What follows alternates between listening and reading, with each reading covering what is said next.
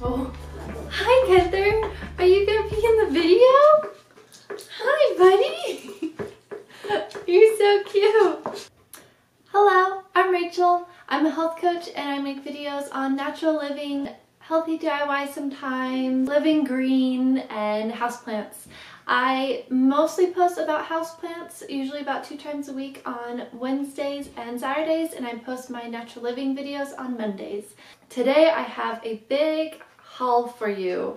I mean, a lot of them are kind of smaller plants, but there are quite a few plants. I have 8 plants here, all from Lowe's, because I just kept getting plants there. I went there yesterday and I got this one and this one and this one and this one and this one because I had gotten in a new shipment and a lot of really cool plants. And then the week before, oh, I forgot about my boobies. Oh, right. Forgot about these ones. Oh my goodness. So I guess that makes 9 plants now. Here, let's see what you look like. No, you don't fit. Okay, so I got these 3 last week, and then the next day I went back and I got this one. I have problems. And then yesterday I went and I got all these. These were part of a different shipment, the ones more towards the back. Oh my goodness, this one has little 4-leaf little clovers in it. Oh, how cute. This Begonia and this lipstick plant seem to have a little bit of damage on them. I think they got too cold in shipment. This one's very wrinkly on the edges, and then this one has a lot of little dried stems on it. But this is a very thick plant. I thought maybe it might just be tons of cuttings in here, but I pulled on some of them and they're very rooted in. So yeah. I think I might need to take this and separate it. I'm not sure if I want to do that yet though or not. I'm not really sure. We'll see. Oh, and then also I went to Tuesday morning. I got some really cute pots. I got 2 of these and they were only $3. I like that the inside is like even painted. I don't know. I just think it's really pretty because it's kind of rustic but still pretty. And then I got this one. They had really tall ones of these too, of this variety, and they had some that were like looked like they were kind of stamped or Mod Podged and stuff. They were really cool. They had a lot of really neat pots. So I'll talk about these 2 or these ones first. I went there to see if they had put any plants on clearance because there was one that I had been wanting, but I didn't want to pay the full price on it, and I wanted to see if they put it on clearance because it'd been there for quite a while, but you know, I didn't end up getting it. So my son saw these ones first and he freaked out. He had to get them. And then this one too. And he got them for my mom, I guess. He really wanted them, but he decided that he needed them for my mom. So she gets some new plants that she did not ask for. I also got this one. This is a Synanceia Begonia Variegata, I think.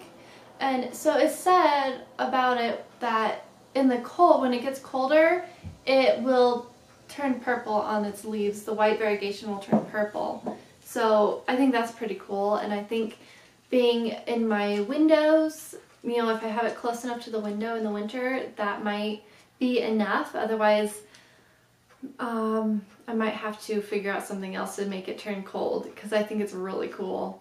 But you don't want it to get too cold, of course, because it cannot go below freezing. We got this says it's an Enacomceros telefastrum variegata, aka sunrise. So it does look like a sunrise. It's so beautiful. I love the variation on those leaves.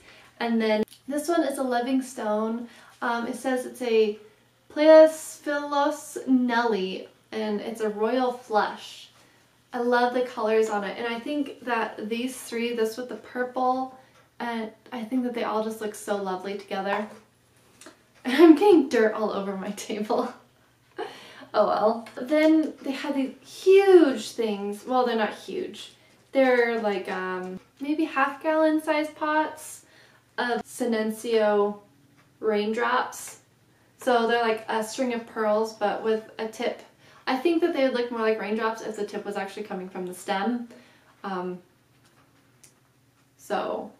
But I think that they're pretty cool though anyways, and I really like them. So as far as how I'm going to care for these ones, I am going to just treat this one like, these ones like my normal succulents, but this one I am going to treat like my string of pearls, having it in not quite as bright of light. I keep my string of pearls in an eastern window and it does really well there, so I'm going to keep this in the same exact window. And I'm also going to water this a little bit more than my other succulents, just because I find that my string of pearls really dries out a lot quicker than my other succulents do. So then I also got a lipstick plant, which I'm not really sure if I'm going to repot it soon or what I'm going to do. I haven't decided yet.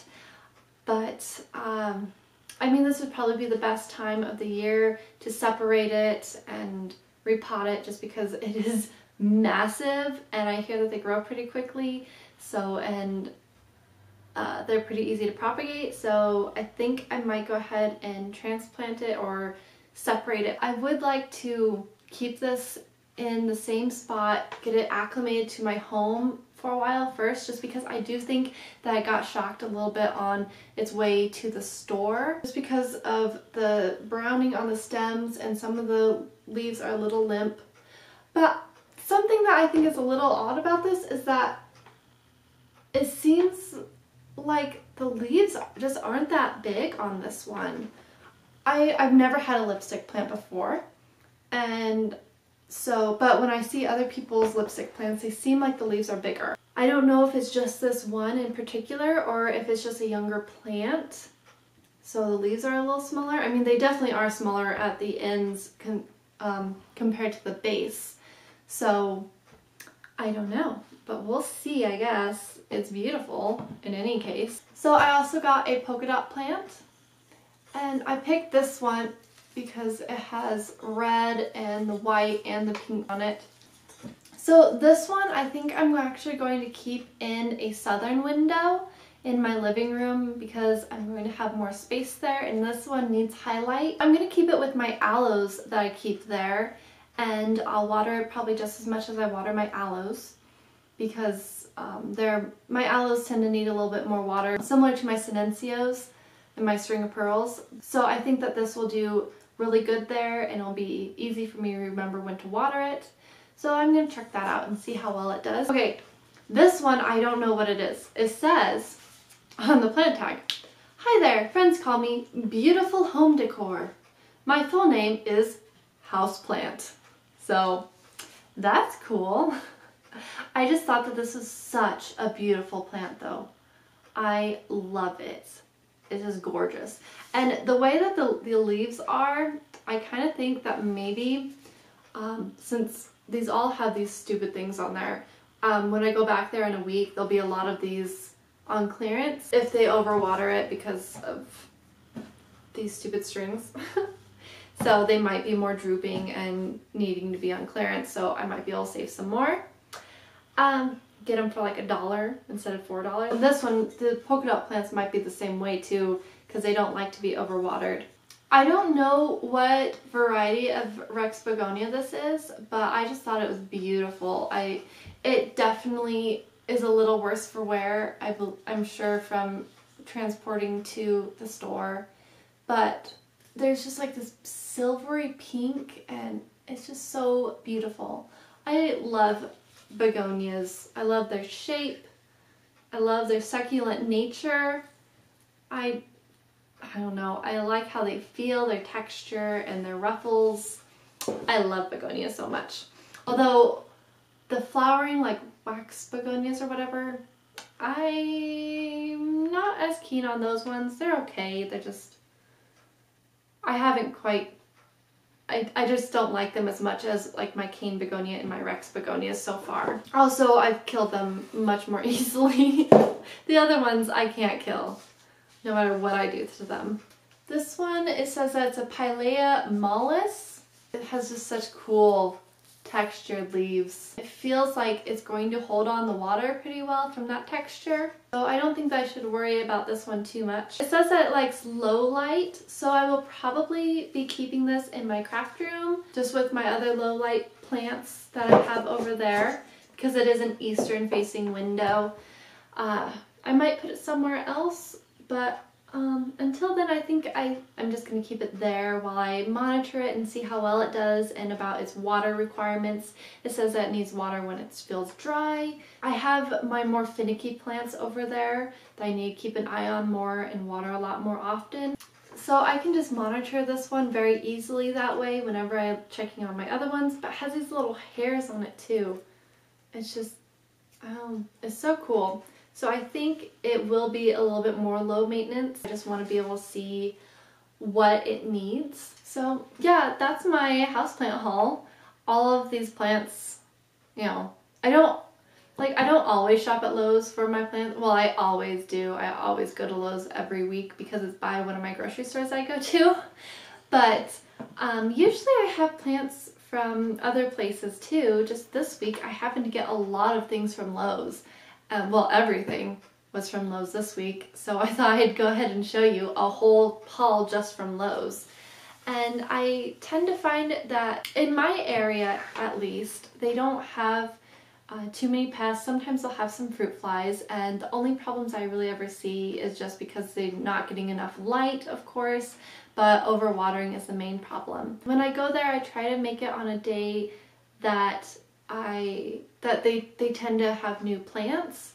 So usually I go there in the middle of the week or the latter part of the week, you know, kind of Wednesday or after Wednesday.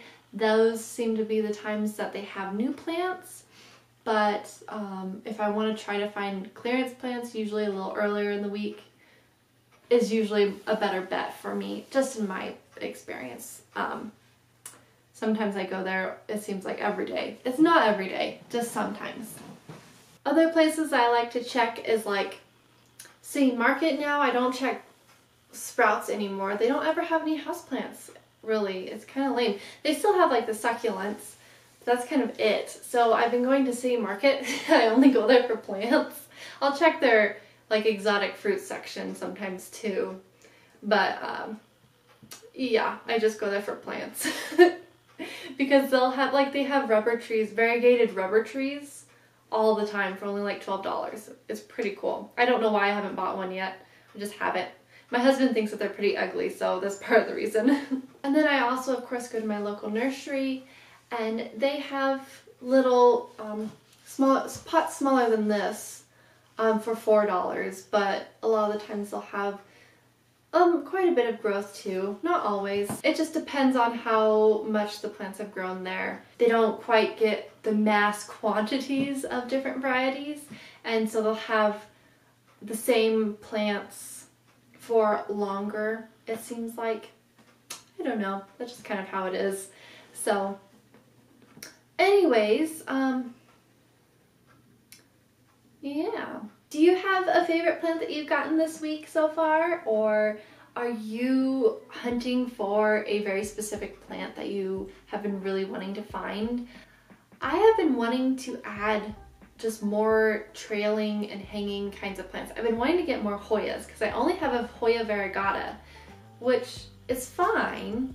I want to try other Hoya varieties. I wanted to get just a regular plain old Hoya just to see how those work. But lately I've been getting tons of Pothos. I still have not gotten a philodendron other than my philodendron Salome. Like, I don't know why, there's just never any philodendrons anywhere. Just Pothos.